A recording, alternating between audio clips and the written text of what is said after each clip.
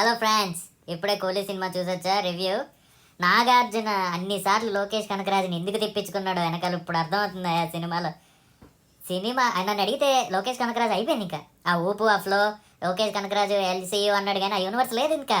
Cinema అసలు first హాఫ్కే తలకాయ నొప్పి అంటే సెకండ్ హాఫ్ తలకాయకే నొప్పి తెప్పిస్తుంది అది.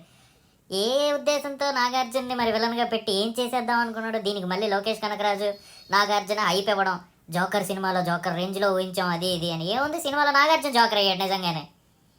రజనీకాంత్ యాక్టింగ్ అంటారా, ఇంకా అది ఇంకా మరి తప్పదు, మనకు అలవాటు అయిపోయింది యాక్టింగ్. అది సినిమాల్లో నన్ను అడిగితే స్టఫ్ లేదు. ఇంకా లోకేష్ కనకరాజు సినిమాల్లో ఎల్సీయూ మీద నన్ను అడిగితే ఇంకా మనం బేసిక్గా ఆశలు పెట్టుకోవడం మానేస్తే చాలా బెటర్.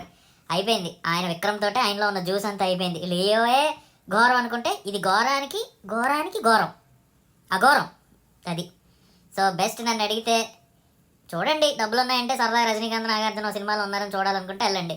ఈ సినిమాలో ది బెస్ట్ పాటలు ఏంటంటే పాటలు. యూట్యూబ్లో చూసేయండి, చిల్ అయిపోండి. Okay fans, bye.